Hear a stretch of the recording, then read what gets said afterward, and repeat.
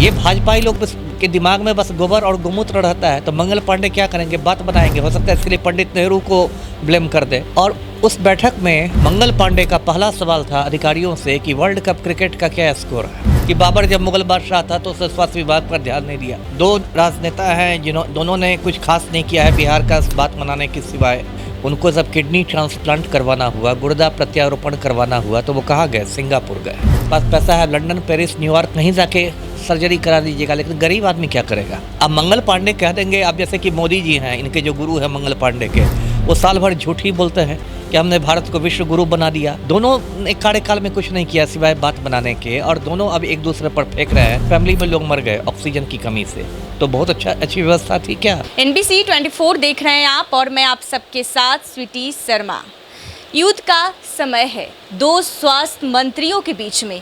पहले तो पूर्व स्वास्थ्य मंत्री तेजस्वी यादव एक तरफ हैं, तो दूसरी तरफ वर्तमान स्वास्थ्य मंत्री मंगल पांडे हैं, और दोनों युद्ध के मैदान में कूदना चाहते हैं। तेजस्वी यादव ललकार रहे हैं, लेकिन मंगल पांडे सुन नहीं रहे हैं और सीधा जवाब नहीं दे रहे हैं। दरअसल बता दें कि ये पूरा मामला जो है, राजधानी पटना के दूसरा सबसे बड़ा अस्पताल NMCH में मरीज के पैर की उंगली चूहे कुतर गए, जिसके बाद ये काफ़ी जो है स्वास्थ्य विभाग पर बड़ा सवाल उठने लगा, और तेजस्वी यादव मंगल पांडे पर हमलावर हो गए और सीधा उन्होंने कह दिया कि स्वास्थ्य विभाग जो है काफ़ी बिहार का लच्चर हो गया है। ऐसे में मंगल पांडे ने बड़ी चुनौती दे दी और साफ कह दिया कि हम डिबेट करेंगे, वो भी सार्वजनिक तौर पर डिबेट करेंगे। और इसको लेकर जो है तमाम जो बातें थी वो निकल कर सामने आ रही है। इसी मुद्दे पर बातचीत करने के लिए हमारे साथ पूर्व IPS अमिताभ दास जी हैं। अमिताभ दास जी, कैसे देख रहे हैं, आपने दोनों के कार्यकाल को देखा है, पूर्व स्वास्थ्य मंत्री तेजस्वी यादव का कार्यकाल का भी देखा है, और अभी वर्तमान में मंगल पांडे हैं उनकी भी देखा है, तो क्या लगता है इस पूरे मामले को कैसे देखते हैं? अब मैं कैसे देखूंगा, ये बुनियादी तौर पर ये नागनाथ और सांपनाथ की लड़ाई है। दो राजनेता हैं दोनों ने कुछ खास नहीं किया है बिहार का बात मनाने के सिवाय, और आज दोनों एक दूसरे को ललकार रहे हैं। जब चुनाव नज़दीक आ गया है, 5 महीने बाद चुनाव है। देखिए, बिहार में तो स्वास्थ्य व्यवस्था बदहाल है ही, इसमें कोई मतलब दो मत नहीं है। अभी आपने कहा NMCH की बात कही, अब 4-5 दिन पहले NMCH से खबर आई, एक मरीज भर्ती हुआ और चूहे उसकी 4-5 उंगलियां कुतर के ले गई, तो हद हो गई भाई। ये राजधानी के अस्पताल का हाल है जहाँ। और देखिए, सबसे बड़ी बात है कि सरकारी अस्पताल में कौन लोग आते हैं, गरीब लोग आते हैं, क्योंकि जिनके पास जरा भी पैसा है बिहार में, वो बड़े बड़े प्राइवेट नर्सिंग होम खुल गए हैं, पटना में भी हैं, जिसमें आपको 5 स्टार होटल जैसी सुविधाएं हैं। यदि आपके पास पैसे हैं तो उसमें तो गरीब लोग जाते नहीं हैं। गरीब लोग कहाँ जाएंगे, PMCH, NMCH, या फिर बाकी जगह दरभंगा में DMCH या मुजफ्फरपुर में SKMCH, वहीं जाते हैं। और इनके साथ ये होता है, PMCH से आए दिन इस तरह की खबरें आती रहती हैं, और किसी को मतलब नहीं रह गया। ठीक है, पहले मैं तेजस्वी की बात करता हूँ। तेजस्वी ठीक है, आज मंगल पांडे पर कर रहे हैं, उनकी राजनीति है, लेकिन 15 बरस तो तेजस्वी के मम्मी पापा ने बिहार में शासन किया ना, 1990 से लेके 2005 तक। 1.5 साल तक खुद ने भी वो संभाले हैं स्वास्थ्य विभाग। तब तो फिर उसमें क्या हुआ। आज तो ये हालत है कि तेजस्वी के जो पूज्य पिता हैं लालू जी, उनको जब किडनी ट्रांसप्लांट करवाना हुआ, गुर्दा प्रत्यारोपण करवाना हुआ, तो वो कहाँ गए, सिंगापुर गए, है ना। हाजीपुर तो नहीं गए, सिंगापुर गए, है ना। यदि 15 साल में आपका कार्यकाल था लालू राबड़ी का, तो आपने बिहार में एक ऐसा सरकारी अस्पताल नहीं बनाया आपने जिसमें किडनी का ट्रांसप्लांट अच्छी तरह हो, है ना।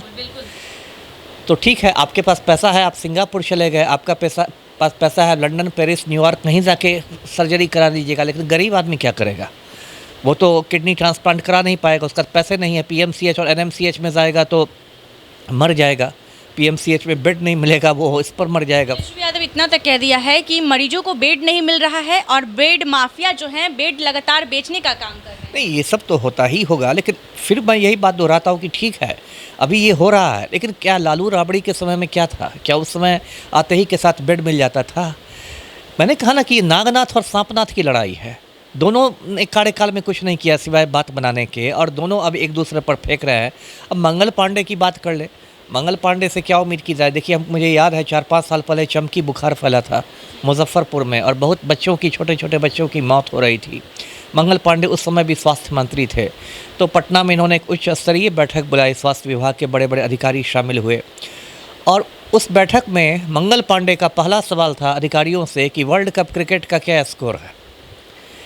देखिए, ये कितना संवेदनहीन स्वास्थ्य मंत्री है कि जब चमकी बुखार फैला हुआ है मुजफ्फरपुर में और छोटे छोटे बच्चे मर रहे हैं, गरीबों के बच्चे मर रहे हैं, और बिहार का स्वास्थ्य मंत्री सवाल कर रहा है कि वर्ल्ड कप क्रिकेट का क्या स्कोर है ना।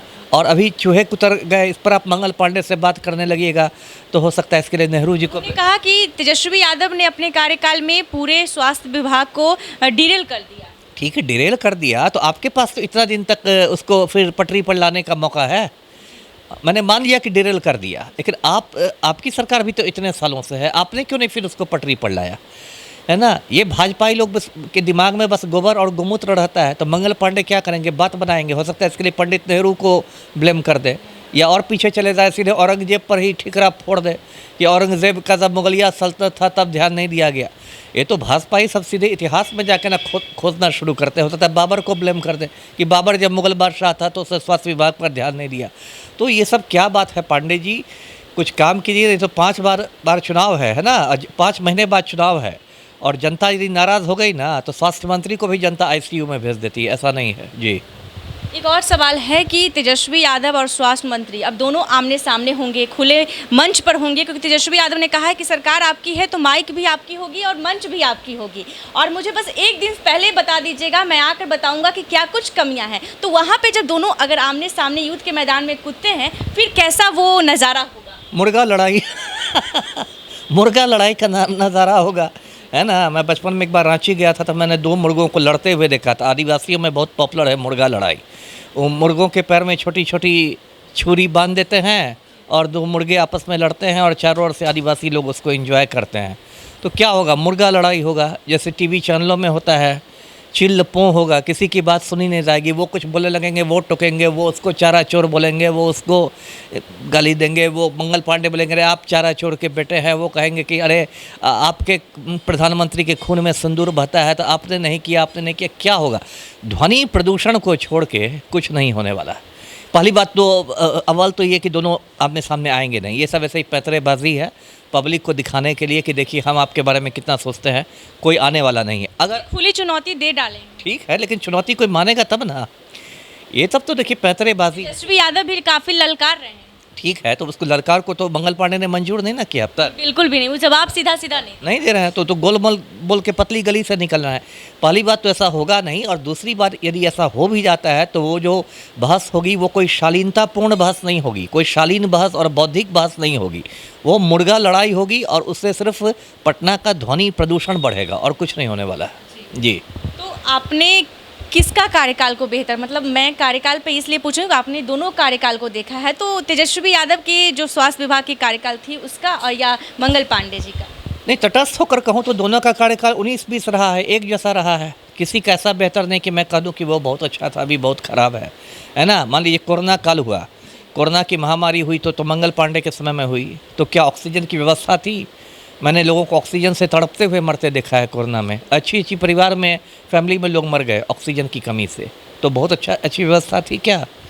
तो इसलिए कोई किसी पर नहीं कह सकता। ये बिहार का दुर्भाग्य है कि यहाँ पर मतलब एक और कुआं रहता है तो दूसरी ओर खाई रहती है। ये बिहार का मतलब यही है, बदनसीबी है बिहार की जी। तो मंगल पांडे जिस प्रकार से बड़े बड़े दावे भी कर रहे हैं कि हमने ये किया, हमने वो किया, लेकिन वो धरातल पर कितना दिख रहा है? क्या धरातल पर तो यही दिख रहा है कि चूहे आदमी का पैर कुतर के ले जा रहा है। धरातल पर तो वही ना दिख रहा है। अब मंगल पांडे कह देंगे, अब जैसे कि मोदी जी हैं, इनके जो गुरु हैं मंगल पांडे के, वो साल भर झूठ ही बोलते हैं कि हमने भारत को विश्व गुरु बना दिया, है ना, ये कर दिया, $5 ट्रिलियन की अर्थव्यवस्था हो गई। लेकिन धरातल पर क्या दिख रहा है? धरातल पर तो ये दिख रहा है कि एक बार डोनाल्ड ट्रंप आपको हड़काते हैं तो आप युद्ध विराम कर देते हैं। तो बात बनाने से नहीं ना होगा। धरातल पर तो ज़मीनी हकीकत क्या है? ज़मीनी हकीकत से लोग जब आपका मूल्यांकन करेंगे तो आपको 10 में क्या 0 मिलेगा, 0 मिलेगा जी। जी, आपके पॉइंट ऑफ व्यू से ऐसी क्या कुछ कमियां हैं स्वास्थ्य विभाग में जो अभी पूरी होनी चाहिए? सबसे बड़ी कमी क्या है कि प्राथमिक स्वास्थ्य केंद्र जो होते हैं, PHC जिसको कहते हैं, प्राइमरी हेल्थ सेंटर्स, जो गांव-गांव में हैं, वहाँ की स्थिति बहुत ख़राब है। और वहाँ पर देखिए, जो मतलब ज़मीनी हकीकत है, डॉक्टर लोग जाते ही नहीं हैं। एक पूरा रैकेट है बिहार में। रैकेट इस तरह चलता है कि डॉक्टर लोग जाते नहीं हैं, वो शहर में बैठ के प्राइवेट प्रैक्टिस करते हैं। और रैकेट का ये हिस्सा है, जैसा लोग मुझे बताते हैं कि वो लोग अपने 1 महीने का जो सैलरी होती है, 1 महीने का वेतन, वो जिला के सिविल सर्जन को दे देते हैं, जो उनका प्रशासनिक पदाधिकारी होता है, नियंत्रक पदाधिकारी होता है। तो सिविल सर्जन उनके खिलाफ कहीं शिकायत नहीं करता है। तो सिविल सर्जन को 1 महीना का वेतन मिल रहा है डॉक्टर साहब का। डॉक्टर साहब प्राथमिक स्वास्थ्य केंद्र में जा नहीं रहे हैं, वो शहर में बैठ के प्राइवेट प्रैक्टिस कर रहे हैं। और प्राथमिक स्वास्थ्य केंद्र की हालत ऐसी जर्जर है कि कहते हैं ना कि ना रुई है ना सुई है। बड़ी चीज़ें छोड़ दीजिए, वेंटिलेटर और आईसीयू और ये सब तो बड़ी बड़ी बात हो गई, ऑक्सीजन, ये जो बुनियादी चीज़ एक स्वास्थ्य केंद्र में होना चाहिए, रुई और सुई भी नहीं रहती है।